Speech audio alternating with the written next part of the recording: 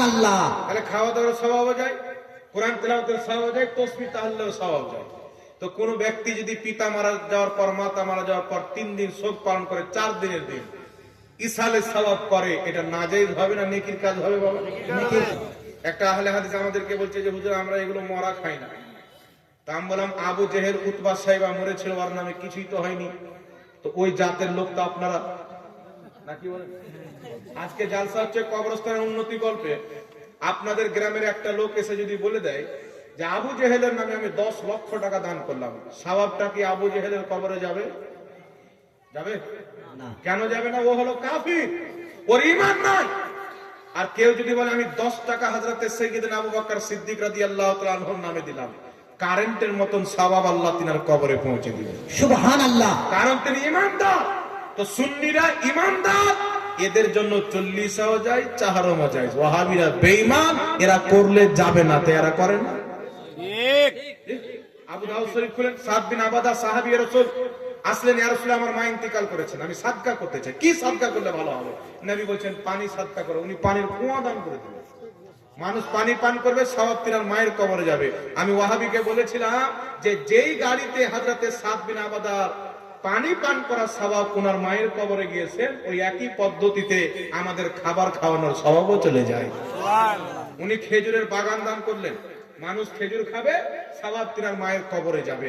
ইমাম সিউতি নিজের কিতাব আল হাবিলিল ফাতাওয়ার প্রথম খণ্ড 230 পৃষ্ঠার মধ্যে হাদিস নিয়েছেন। হযরতে তাউস বিশ্ববিখ্যাত তাবী বলতেছেন ইন্নাল মাউতা ইফতানুনা ফি কুবুরিহিম সাবআ ফাকানু ইস্তাহিব্বুনা আই ইউতআমা আনহু তিলকাল আইয়াম। হযরতে তাউস বলতেছেন আমাদের যুগে কেউ যদি মারা যেত, সাহাবীর যুগে, তাবীর যুগে, তো উনি বলছেন মৃত্যু ব্যক্তির ইসালে সওয়াবের জন্য আমরা 7 দিন পর্যন্ত মানুষকে খাওয়া দাওয়া করাতাম। সুবহানাল্লাহ। আর একটু জোরে হবে না সুবহানাল্লাহ? সুবহানাল্লাহ। এই জন্য বাবা বাপ মা মারা গেছেন 4 দিনে 5 দিনে, এটাই নয় যে 4 দিনই করতে হবে, 40 দিনই করতে হবে। একটা রেওয়াজ চলে আসছে, 4 দিনে করলেও সমস্যা নাই, 40 দিনে করলেও সমস্যা নাই। ওয়াহাবি মানুষকে বোকা বানাবে, দিন ধার্য করে কোনো জিনিস করা যাবে না। তোর বাপ মায়ের বিয়েটাও তো দিন ধার্য করে হয়েছে, ঠিক। তাহলে ওটা হারাম হবে না? কি বলেন? তো নেকির কাজ দিন ধার্য করে করলে সওয়াব বেশি, কারণ লোকজন বেশি শরীক হবে। কবরস্থানের উন্নতি কল্পে জালসা দিন ধার্য করে, মাদ্রাসার উন্নতি কল্পে জালসা দিন ধার্য করে, মসজিদের উন্নতি কল্পে জালসা দিন ধার্য করে। আর আমাদের 40 চাহরমের বারা কাছে দিন ধার্য করে করা যায় না। ওর বাপের মাদ্রাসা জালসা দিন ধার্য করে হচ্ছে, সমস্যা নাই। একে বলে মুনাফিক, দাঁড়িওয়ালা মুনাফিক আর টুপিওয়ালা শয়তান। আরেক জায়গাতে বলেছিল আরে আমার বাপ মারা গেছে, আমার মা মারা গেছে, আমি কুরআন পড়বো, আমি দোয়া করবো, ভাড়া করা হুজুর কেন নিয়ে আসবো? ভাড়া করা হুজুর নিয়ে এসে কি লাভ? ভাড়া করা লোক আমার বাবার নামে দোয়া করে দোয়া কবুল হবে?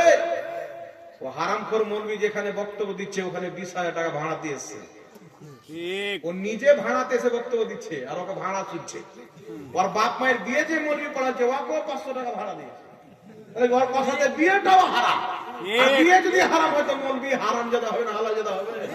ঠিক ঠিক। কতগুলো জাহিল মূর্খ চিন্তা করেন না। দলিল যখন থাকে না তো মানুষকে যুক্তি দিয়ে বোকা বানানোর চেষ্টা করে। এই জন্য পৃথিবীর মুসলমান 5 ওয়াক্তের নামাজ ধার করা ইমাম, বাপ মায়ের জানাজা ধার করা ইমাম, সব তো ধার করা ইমাম দিয়ে হচ্ছে। ঈদের নামাজ, কুরবানি ঈদের নামাজ সব তো ধার করা ইমাম দিয়ে হচ্ছে। আর 40 চাহরমে দোয়া করার জন্য আলিম উম্মাকে ডাকছে যে আলিম উম্মারা পরহেজগার ব্যক্তি, মুত্তাকি ব্যক্তি। রাসূল পাক বলছেন 3টি জিনিসের দিকে তাকানো ইবাদত। একটি হচ্ছে পিতা মাতার চেহারার দিকে, দ্বিতীয় নম্বরে কাবা ঘরের দিকে, তৃতীয় নম্বরে আলিম উলমার চেহারার দিকে। সুবহানাল্লাহ। নবী পাক বলছেন তুমি আলিম হও, নচেত তালবে ইলম হও, নচেত তুমি আলিমের মজলিসে বসনেওয়ালা হও, নচেত তুমি আলিমের বন্ধু হও। 4টাতে যদি কোনোটা না হও রাসূল পাক বলছেন তুমি ধ্বংস হয়ে যাবে। আল্লাহ নবী বলছেন যেই ব্যক্তি ইলমে দ্বীনের তো আলিমের তাওহীন করলো সেই ব্যক্তি ইলমের তাওহীন করলো, যেই ব্যক্তি ইলমের তাওহীন করলো সেই ব্যক্তি আমি নবীর তাওহীন করলো। যে নবীর তাওহীন করলো নবী বলছেন সে জিবরিলের তাওহীন করলো, যে জিবরিলের তাওহীন করলো সেই ব্যক্তি আল্লাহর তাওহীন করলো। সুবহানাল্লাহ। দিন সুন্নি আলিমের আলিম হওয়ার কারণে কেউ যদি তাকে গালি দেয়, তার তাওহীন করে, সেই ব্যক্তি কাফির হয়ে যাবে, মুসলমান থাকবে না। এরা আলিমদের মর্যাদা, এরা নাইবে রাসূল, সাহাবায়ে কেরাম নিজের জামানাতে নবী পাককে দিয়ে দোয়া করিয়েছেন।